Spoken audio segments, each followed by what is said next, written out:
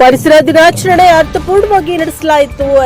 ತಾಲೂಕಿನ ಆದರ್ಶ ಶಾಲೆಯಲ್ಲಿ ವಿಶ್ವ ಪರಿಸರ ದಿನಾಚರಣೆಯನ್ನು ಅರ್ಥಪೂರ್ಣವಾಗಿ ಆಚರಿಸಲಾಯಿತು. ಈ ಸಂದರ್ಭದಲ್ಲಿ ನೂತನ ಭೌತಶಾಸ್ತ್ರ, ರಸಾಯನಶಾಸ್ತ್ರ ಹಾಗೂ ಜೀವಶಾಸ್ತ್ರ ಪ್ರಯೋಗಾಲಯಗಳನ್ನು ಶಾಸಕ ಡಿ ರಘುಮೂರ್ತಿ ಉದ್ಘಾಟಿಸಿ ಮಾತನಾಡಿದರು.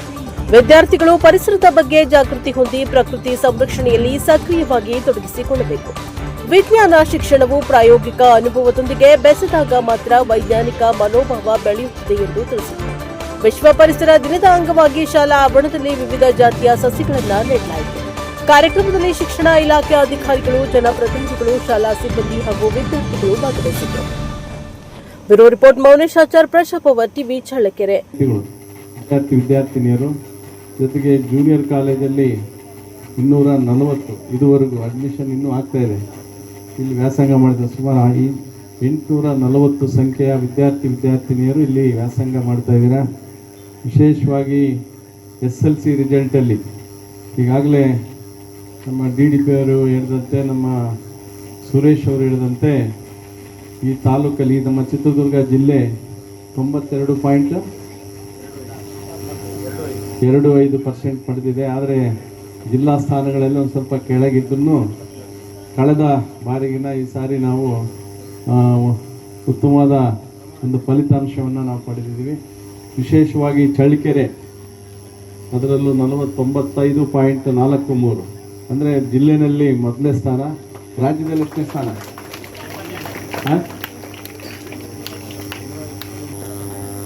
ಒಟ್ಟಾರೆಯಾಗಿ ನಮ್ಮ ಜಿಲ್ಲೆಯಲ್ಲಿ ಮತ್ತು ರಾಜ್ಯದಲ್ಲಿ ಒಂದು ಒಳ್ಳೆಯ ಸ್ಥಾನವನ್ನು ಪಡೆದಿದೆ. ಜಿಲ್ಲೆಯಲ್ಲಿ ಪ್ರಥಮ ಸ್ಥಾನ.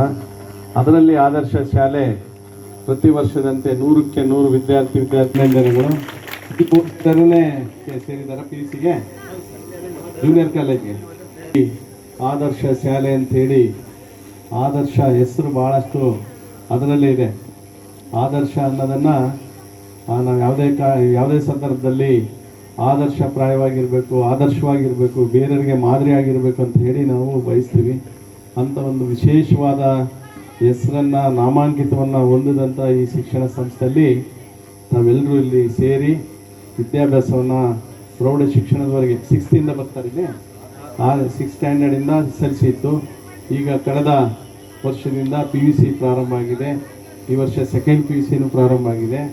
ಒಟ್ಟಾರೆಯಾಗಿ ಇಲ್ಲಿನ ನೀವು ಕಲಿತಂಥ ವಿದ್ಯಾರ್ಥಿನಿಯರು ನೀವೆಲ್ಲ ಆದರ್ಶವಾದ ಒಂದು ವಿದ್ಯಾಭ್ಯಾಸವನ್ನು ಪಡೀತಿದ್ದೀರ ಕಾಲೇಜ್ವರೆಗೂ.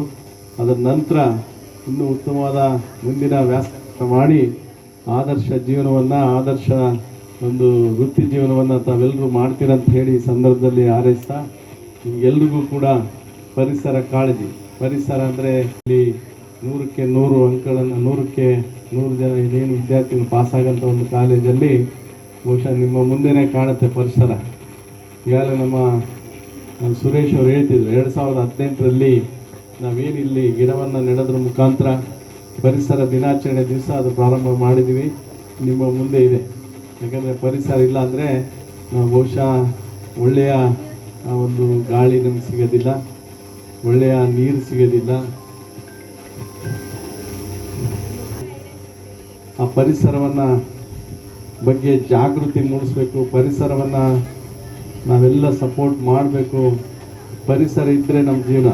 ನಿಮ್ಗೆ ಒಳ್ಳೆ ಗಾಳಿ ಸಿಗಲಿಲ್ಲ ಅಂದರೆ ನಿಮಗೆ ಉಸಿರಾಟದ ತೊಂದರೆ ಇವೆಲ್ಲ ನೋಡಿದರೆ ಬೇರೆ ಬೇರೆ ಕಾರಣಗಳಿಗೆ ವಾಯು ಮಾಲಿನ್ಯ ಆದರೆ ನಾವು ಯಾವ ರೀತಿಯಾಗಿ ಎಲ್ಲಾದರೂ ಒಂದು ಬರೀ ನೀವೇನು ಬೇಡ, ಪೂಜೆ ಮಾಡೋಂಥ ಸಂದರ್ಭದಲ್ಲಿ ಊದ್ಬತ್ತಿ ಹಚ್ಚಿ ಸ್ವಲ್ಪ ಹೊತ್ತು ನೀವಲ್ಲಿ ನಿಂತ್ಬಿಟ್ರೆ ಬಾಗಿಲು ಮುಚ್ಕೊಂಡು ಅವಾಗ ಗೊತ್ತಾಗುತ್ತೆ ತಮಗೆ. ಅದರಿಂದನೇ ಕೂಡ ಕಷ್ಟ. ಅಂದರೆ ಇಂಥ ಒಂದು ವಾಯು ಮಾಲಿನ್ಯ, ಜಲ ಮಾಲಿನ್ಯ, ಇಂಥ ಒಂದು ಸಂದರ್ಭದಲ್ಲಿ ನಾವೆಲ್ಲರೂ ಉತ್ತಮವಾದ ಜೀವನವನ್ನು ಮಾಡಬೇಕು, ಉತ್ತಮವಾದ ಆರೋಗ್ಯವನ್ನು ಹೊಂದಬೇಕಂದ್ರೆ ಪರಿಸರವನ್ನು ರಕ್ಷಣೆ ಮಾಡೋಂಥ ಕೆಲಸ ನಾವೆಲ್ಲರೂ ಮಾಡಬೇಕು.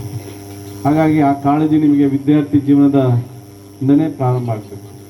ಯಾವುದೇ ಸಂದರ್ಭದಲ್ಲಿ ಒಂದು ಗಿಡವನ್ನು ಹಾಕೋಂಥ ಕೆಲಸ, ಒಂದು ಗಿಡನ ನಾವೇನಾದ್ರು ತೆಗೆದ್ರೆ 2 ಗಿಡ 3 ಗಿಡನ ಸಾಕಂಥ ಕೆಲಸ ನಾವು ಮಾಡಬೇಕಾಗ್ತದೆ. ಅಂಥ ಒಂದು ಕಾಳಜಿಯನ್ನು ಹೊಂದಬೇಕಾಗುತ್ತೆ. ಯಾವುದೇ ಸಂದರ್ಭದಲ್ಲಿ ಸ್ವಚ್ಛತೆಯನ್ನು ಕಾಪಾಡಬೇಕಾಗುತ್ತೆ. ಇಂಥ ಒಂದು ವ್ಯವಸ್ಥೆಯನ್ನು, ಇಂಥ ಒಂದು ಇಚ್ಛಾಶಕ್ತಿಯನ್ನು ತಾವೆಲ್ಲರೂ ಮೈಗೂಡಿಸ್ಕೋಬೇಕು ಅಂತ ಹೇಳ್ತಾ, ಈಗಾಗಲೇ